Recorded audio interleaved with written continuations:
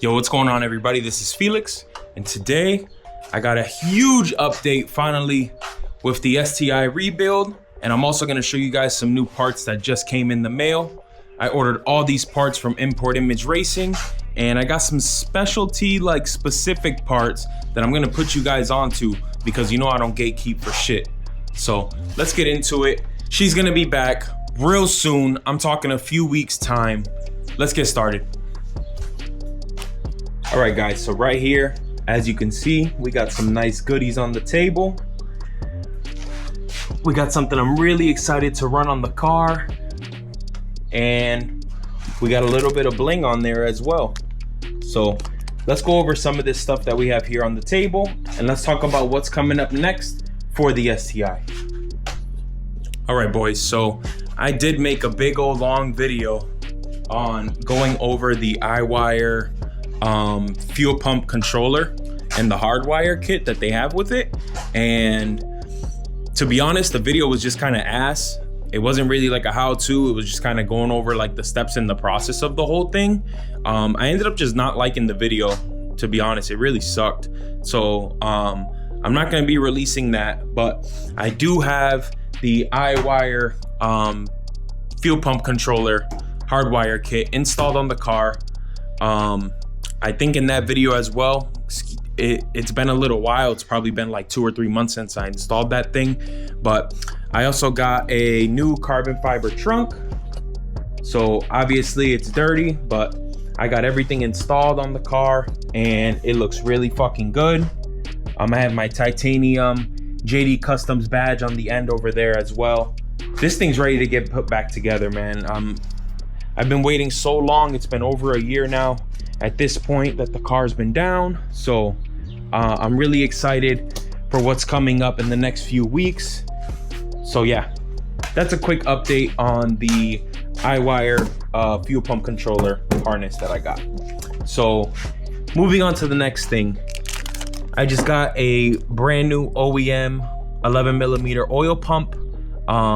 We took this thing apart, pre-lubed up the gear and the rotor on the inside there. We Loctited those screws down. We did clean up the oil port that's here as well and added a small shim in there. So this thing's ready to go. So the main thing with that is I wanted to show you guys this Vivid TI oil pump bolt kit that I picked up. I got it in burnt, of course. As you guys know, I love my titanium.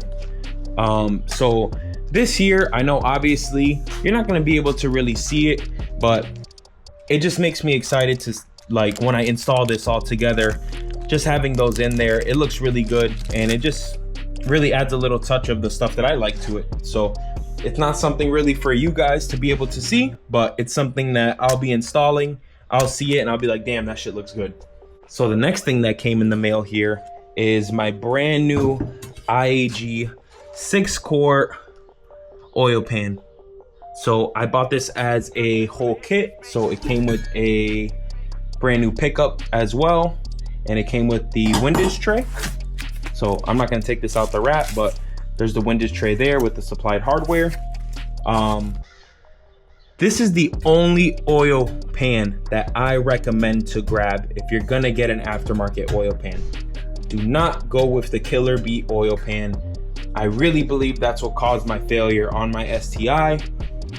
So for those that are just tuning in now, I had the Killer Bee oil pan, and the baffling on the inside, it ended up cracking at the weld. And I really believe, since that big old piece of, baffling is just floating around in the oil pan, I believe while I was on the track last year, I believe that piece of material ended up getting into my oil pickup. I think it covered it right up, and that's what caused my motor to blow up. So I think that's exactly what happened. So I no longer support the Killer Bee oil pan. I only stick with the IAG one. So the IAG is also O-ringed, so you can get rid of that nasty sealant. A lot of people use too much sealant and it gets fucking all over the place anyway. So I love that IAG ended up doing the O-ring instead of the sealant on there. I love the way that their baffling is as well. It's definitely different from the Killer Bee one. So I'm very happy about that. This is bolted and Loctited right inside, so it's not specifically welded.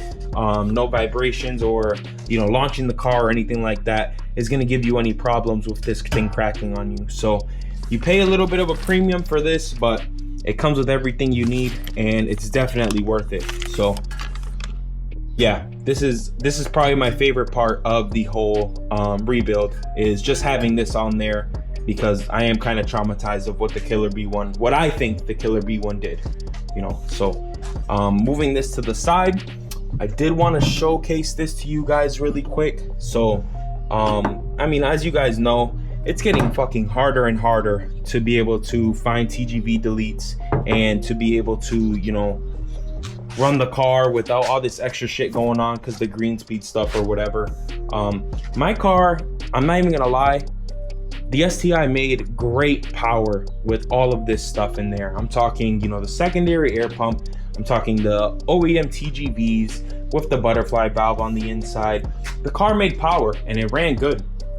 But since I'm going to the extent of this rebuild completely, I said, you know what, screw it. I'm gonna just start deleting some things that I feel like are really bothering the car.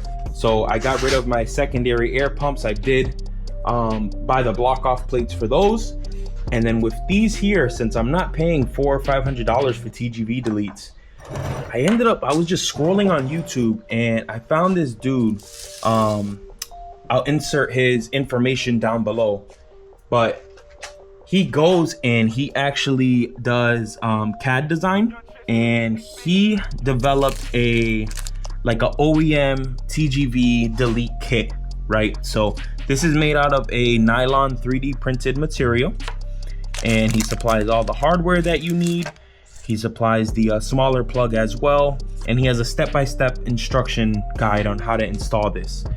So I'm definitely curious, and I'm gonna give it a shot. I mean, for I think $40 shipped for everything, and to basically have a good TGV delete, it's definitely worth it. There are other ways that you can do this, and it does definitely take some like manual labor, and it's gonna take some time to be able to get all this installed and get all this like garbage out of your old ones. I've seen some people paint them after, so I don't know what I'm gonna do yet, but I'm definitely gonna be getting these installed, and I will do a video and like a review on how everything is. I'm gonna do like a 6-month review when my motor's fully broken in, just a whole general overview of all these parts. But I'm definitely curious. I've been trying to have my boy develop some parts as well, some 3D stuff, so it's definitely good to give some feedback on what other people are doing, and maybe we can start developing some stuff, you know. But yeah, I mean, I'm really excited for this right here. I'm really excited to get this installed and have everything still to OEM fitment. Everything's perfect, obviously, because it is the OEM TGVs. But this delete kit, I'm really excited for. Now let's talk about what's going on with the motor. All right, boys, so here's the big update. Yes, sir. So our short block, our order is placed. We officially have a OUTFRONT V3 775 closed deck long rod short block being built right now, and it should be shipping out anytime during this week.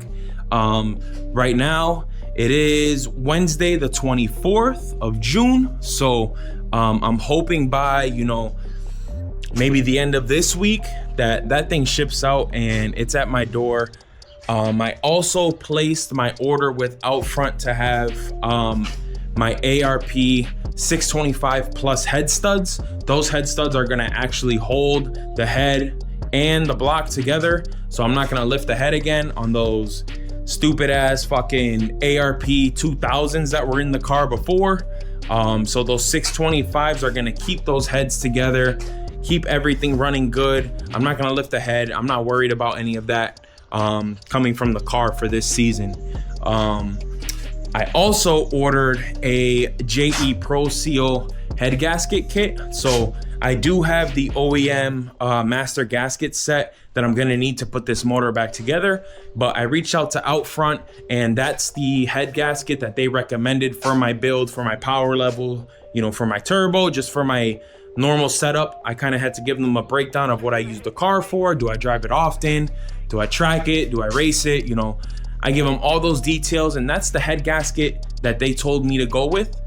The car's been down for 14 months now, you know, so I'm ready to just get back outside and get this thing going. But yeah, I can officially and happily say our block is on the way. That thing's gonna be a stud. I mean, there's not gonna be, that block's gonna be able to hold anything I throw at it, especially with the stock location turbo that I have right now, which is my FP green. I do have plans on either going FP black or the BCP X500R. We'll see kind of what happens with everything. But just for this season, just to get the car back, just to get it back up and running, you know, everything I bought, everything is it's gonna work perfectly. So I'm not expecting the car to make more power. I just want the car to be more reliable, which is why I went with that upgraded block compared to what I told you guys before with the OUTFRONT 575, which was still an open deck block. You know, short rod. I wanted to try the long rod route. A lot of people have talked about it, and I plan on revving this thing out to like 8K. So everything, like I said, I had to speak to OUTFRONT about it, and they recommended everything and put my invoice together, and it's paid, it's done. I'm waiting for that thing now. So as soon as that comes in, you already know I'm gonna make a video on the unboxing, and the same day we're slapping those heads on it, and we're gonna start getting everything together, because I have 99% of the parts that I need to get this motor running again. I am still currently needing to purchase the Company 23 timing belt kit, but other than that, I have everything else. So this car will still be able to get put back together. Hopefully by the time the block comes in, I already purchased my timing belt kit. So yeah, I mean, that's the update right now with the STI, and that's the update on everything that's going on with the car. I just can't wait to get her back on the road, man. It's been so long. You know, been working. I told you guys last year I had gotten a new job. Well, I got promoted in that job. You know, I'm gonna be flying out soon to Melbourne, Florida for work, you know, so a lot of things are kind of going on right now in just regular life. So I'll keep you guys updated as much as I can.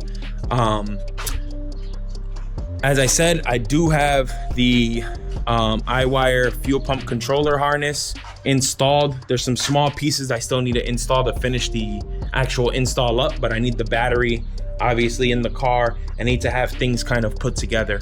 But I mean, other than that, guys, that's all I got for now. If you guys could like, share, and subscribe, that absolutely mean the world to me. I'm gonna get a lot more content out. I know I say that every video, but this is a time-consuming thing. I mean, realistically, I'm probably like 15 or 16K right now into the rebuild, and I still don't even have the motor here that I can work on it, you know? So it takes time. So yeah, I mean, other than that, I'll check you guys out in the next video. Peace.